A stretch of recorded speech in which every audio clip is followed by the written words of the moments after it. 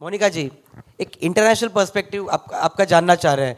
Communism economy को लेके कहाँ कहाँ चला, कैपिटलिज्म कहाँ कहाँ चला, आपसे जानना चाह रहे हैं। इंटरनेशनल पर्सपेक्टिव से हम जानना चाहेंगे आपसे। देखिए, जैसे कि मैंने पहले भी बोला था, 2004 में जब ट्रेड डेफिसिट इतना ज़्यादा बढ़ गया था, तो कहीं ना कहीं इसके पीछे जो हमारी जिम्मेदार थी वो एक सोशलिस्ट सोच ही जिम्मेदार थी। और मुझसे पहले ही काफ़ी लोगों ने ये चीज़ बोल दी है कि खास तौर पे कांग्रेस पार्टी जो थी उसका जो वोट बैंक था वो कभी भी बिजनेसमैन नहीं रहे। और शायद जो लोग अच्छे से हिस्ट्री स्टडी करते हैं वो ये चीज़ मुझसे ज़्यादा बेहतर बता पाएंगे कि एक समय था जब भारतीय जनता पार्टी को भी इस तरह के नामों से बुलाया जाता था जिससे लगता था कि शायद ये बनियों की पार्टी है। लेकिन देखिए, इस सोच की वजह से ना हमने अपना ही नुकसान किया है। क्योंकि अगर हम भारत को देखें, अभी हम पिछले साल जो है 5वीं बड़ी अर्थव्यवस्था बने हैं। अगले 10 सालों में, मतलब 2030 जब तक निपटेगा तब तक हम विश्व में तीसरी सबसे बड़ी अर्थव्यवस्था जो है वो बन जाएंगे। और अभी हम मेरे ख्याल से 3.5 ट्रिलियन 3.75 ट्रिलियन जो है टच कर चुके हैं। और अगले कुछ सालों में, 4-5 सालों में हम लोग जो है 5 ट्रिलियन क्रॉस करेंगे। और फाइनली हम लोग जर्मनी और जापान को पीछे छोड़ करके पूरे विश्व में केवल 3 देश जो हैं वो सबसे ज़्यादा बड़ी अर्थव्यवस्था माने जाएंगे।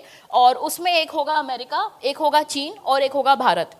अब ये ऑलरेडी हो चुका है अगर आप ट्रिपल पी टर्म्स में देखें। लेकिन अगर आप इसी चीज़ को नॉमिनल जीडीपी में देखें, डॉलर के एक्चुअल प्राइस से कंपेयर करके देखें, तो भारत अभी थोड़ा क्या काफ़ी पीछे चल रहा है। अब देखिए, 1990 में, युवराज जी आप इस बात पे ध्यान दीजिएगा, 1990 में भारत और चीन की जो अर्थव्यवस्था है, दोनों की जो इकोनॉमी है वो बहुत ज़्यादा कंपेरेबल लेवल पे थी। 220 बिलियन के आसपास दोनों थे, चाइना भी और इंडिया भी। मतलब 220 बिलियन प्लस 250 बिलियन आप चाइना को लगा लीजिए, ज़्यादा दोनों के बीच में डिफरेंस नहीं था। अब 1990 का जो ग्राफ है, अगर आप उसे ध्यान से देखें तो कुछ इस तरह बढ़ता है कि चीन जो है वो साल दर साल डबल डिजिट ग्रोथ को रजिस्टर करता हुआ आज की डेट में 20 ट्रिलियन इकोनॉमी है। आप समझ सकते हैं, 20 ट्रिलियन।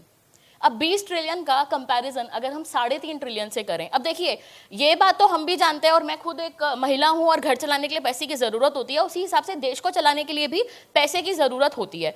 अब मनी चाहिए हमें डिफेंस के लिए। हम अभी क्या डिसाइड करते हैं, एक एयरक्राफ्ट कैरियर लें या 2 एयरक्राफ्ट कैरियर बनाएं, हम बाहर से मिसाइल लें या देश में ही बनाएं, चलो इनसे बात करके देखते हैं शायद ये हमें सबमरीन्स दे दें। इस तरह का जो हमारा ना वार्तालाप है, हम हमेशा वो कहते हैं ना कि इसी कैलकुलेशन में लगे होते हैं कि सस्ता और सबसे अच्छा हमें कहाँ से मिलेगा। तो अभी भी हम रूस पे जो है डिपेंडेंट है। डिफेंस की जब भी हम बात करते हैं, चीन की आज के डेट में, just because they have a 20 trillion economy, आप खुद सोचिए आपके वॉलेट में जितने पैसे होंगे उसी के हिसाब से आप पूरे विश्व में शॉपिंग कर सकते हैं। लेकिन हमारे वॉलेट में केवल 3.5 ट्रिलियन है। तो हम क्या खरीदते हैं, हम रूस से वेपन्स खरीद रहे हैं। अभी भी हम कम करने की कोशिश कर रहे हैं, फिर भी 70% जो है डिफेंस में हमारी डिपेंडेंस रूस के ऊपर है। चीन ऑन द अदर हैंड, हम तो अभी भी basic manufacturing, thanks to Modi ji, literally thanks to Modi ji कि उन्होंने हमारी जनरेशन को बचा लिया। वरना आईआर में पीएचडी कंप्लीट करने के बाद अगला ऑप्शन जो मुझे नजर आ रहा था, पर्सनल इंडिविजुअल लेवल पे बता रही हूँ, मुझे लगा बाहर जाके पीडीएफ कर लेती हूँ, यही हो सकता है जीवन में। बट शुक्र है कि 2014 में सरकार बदली और एक ऐसे नेता आए जिनके विचार और मेरे विचार जो है इतने ज्यादा अलाइंड हैं। उन्होंने सबसे पहले कहा कि जितने भी हमारी जो ट्रेड डील्स हैं, रीजनल कॉम्प्रिहेंसिव इकोनॉमिक पार्टनरशिप, ठीक है, आसियान के साथ हमारा एक फ्री ट्रेड अग्रीमेंट है, वो बेल्ट एंड रोड इनिशिएटिव, आप लोगों को मजाक लगेगा लेकिन ये बात बिल्कुल सही है। मनमोहन सिंह जी जो हैं इकोनॉमिस्ट होने के बावजूद जाके चीन के साथ हाथ मिला रहे थे। ऐसे कई दस्तावेज मैंने अपने हाथों से, cause I am a researcher, मैंने अपने हाथों से इतने कैसे दस्तावेज देखे हैं जहां ये बात हो रही थी कि सुनिए, हम अपनी सड़क नहीं बना पा रहे हैं, हम अपने ब्रिज नहीं बना पा रहे हैं, हम अपने डैम्स नहीं बना पा रहे हैं, तो हम क्या करें, चीन हमारी मदद कर देगा, चीन प्लीज आके हमारी सड़कें बना दो।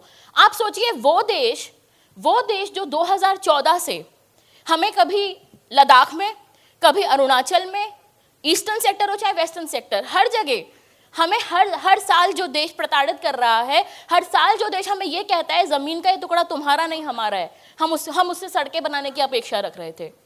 उस देश के साथ हम व्यापार बढ़ाते ही जा रहे थे। और आज अच्छी चीज ये है कि 2014, आपने एक डेकेड की बात करी, 2004 से 2014, मैंने एक पेपर अटेम्प्ट करा है 2014 से लेकर के 2024 तक का, और मैंने अपने पेपर में ये पाया कि जितना लॉस्ट डेकेड 2014 में अखबार जितना fragile economy, India is going to be a fragile economy, वो जो एक इमर्जिंग मार्केट वाला जो सेंटीमेंट था, वो जो फ्रेजाइल इकोनॉमी में टर्न हो गया था 2014 में, शुक्र है कि वो वापस बदल गया है। Finally India is the fastest growing major economy in the world. हम लोग इंफ्रास्ट्रक्चर बना रहे हैं अपना खुद का, अपनी खुद की सड़कें बना रहे हैं पूरे आत्मसम्मान के साथ। हम लोग अपने जीडीपी पे खुद काम कर रहे हैं। 3.5 ट्रिलियन है कोई बात नहीं, 5 ट्रिलियन हो जाएंगे, 5 ट्रिलियन है कोई बात नहीं, 10 ट्रिलियन हो जाएंगे। और 2050 तक भारत जो है, 2050 तक आपके इवेंट का भी थीम यही है 2047, और मोदी जी ने 15 अगस्त वाले दिन लाल किले पे यही घोषणा करी थी कि 2047 में जब भारत उभरेगा, भारत निकलेगा, तो हो सकता है हम विश्व की दूसरी सबसे बड़ी अर्थव्यवस्था हो।